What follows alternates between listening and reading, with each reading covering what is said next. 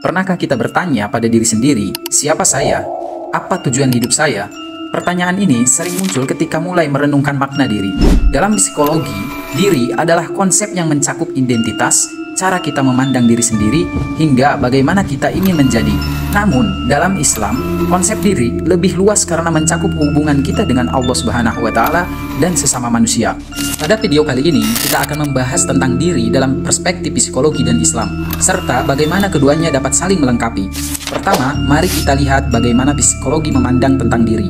Teori tentang diri dalam perspektif psikologi, menurut Charles Rogers, konsep diri terdiri dari 3 komponen. Yang pertama adalah self-image. Self-image adalah cara seseorang memandang dirinya sendiri, baik dari segi fisik, kemampuan, maupun peran sosial. Ini mencerminkan persepsi individu terhadap dirinya, yang seringkali dipengaruhi oleh lingkungan dan pengalaman hidup. Misalnya, seseorang siswa yang sering mendapatkan nilai buruk dalam pelajaran matematika, mungkin memandang dirinya sebagai orang yang bodoh dalam pelajaran itu, meskipun dia sebenarnya memiliki potensi di bidang lain. Yang kedua adalah self-esteem. Self-esteem adalah bagaimana seseorang menilai dirinya sendiri. Ini berkaitan dengan seberapa berharga, kompeten, atau layak seseorang merasa. Self-esteem bisa tinggi atau rendah tergantung pada pengalaman dan pengakuan diri dari orang lain. Misalnya, seseorang yang sering berhasil dalam pekerjaannya dan sering menerima apresiasi dari atasannya mungkin memiliki self-esteem yang lebih tinggi karena ia merasa kompeten. Sebaliknya, seseorang yang kerap menerima kritik tajam atau merasa gagal dalam memenuhi ekspektasi mungkin memiliki self-esteem yang rendah dan cenderung merugikan dirinya. Yang ketiga adalah ideal self. Ideal self adalah gambaran diri yang diinginkan oleh seseorang.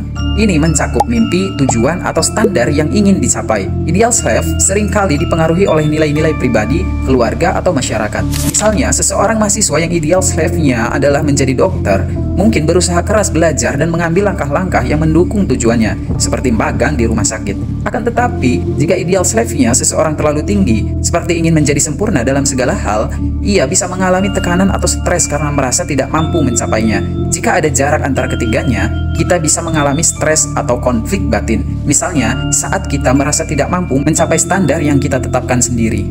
Teori selanjutnya adalah efikasi diri yang diperkenalkan oleh Albert Bandura. Konsep self-efikasi yaitu keyakinan akan kemampuan kita untuk mengatasi tantangan. Semakin tinggi efikasi diri, semakin percaya diri kita dalam menghadapi masalah. Misalnya, seseorang siswa yang percaya bahwa ia mampu menguasai materi matematika yang sulit akan berusaha keras untuk belajar, mencoba latihan soal, dan meminta bantuan jika diperlukan. Ia mungkin berkata, saya bisa belajar ini asalkan saya berusaha. Sebaliknya, seseorang siswa dengan efikasi diri rendah mungkin berpikir, saya pasti tidak akan bisa. Jadi untuk apa mencoba? Hal ini membuatnya malas belajar dan akhirnya gagal. Selanjutnya adalah teori perkembangan identitas yang diperkenalkan oleh Erik Erikson. Dalam teori ini menekankan bahwa pencarian identitas adalah bagian penting dari perkembangan diri. Misalnya, pada masa remaja kita mencari jati diri. Di masa dewasa kita mulai fokus pada kontribusi kepada masyarakat. Dari perspektif psikologi, kita diajak untuk mengenal diri dengan memahami identitas, potensi, dan tantangan yang kita hadapi. Lalu, bagaimana Islam memandang diri?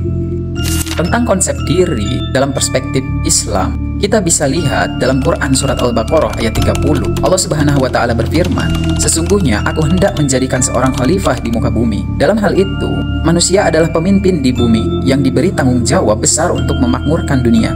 Konsep ini mengajarkan kita bahwa diri kita bukan hanya untuk diri sendiri, tetapi juga untuk membawa manfaat bagi orang lain. Selanjutnya, kita bisa lihat dalam Quran surat Asy-Syams ayat 9-10 tentang takhziyatun nafs. Disebutkan Allah Subhanahu wa Ta'ala berfirman, sungguh beruntung orang yang menyucikan dirinya dan sungguh merugi orang yang mengotorinya. Dalam hal ini, Islam menekankan pentingnya menjaga kebersihan hati melalui ibadah, zikir, dan introspeksi diri. Ketika hati bersih, konsep diri menjadi lebih stabil. Islam juga mengajarkan bahwa manusia diciptakan dalam keadaan fitrah, sebagaimana Quran surat Ar-Rum ayat 30. Maka hadapkanlah wajahmu dengan lurus kepada agama Allah. Tetaplah di atas fitrah Allah yang telah menciptakan manusia menurut fitrah itu. Dalam hal ini, fitrah adalah potensi bawaan untuk mengenal Allah dan berbuat baik. Ketika kita kembali kepada fitrah, kita menemukan kedamaian dalam diri.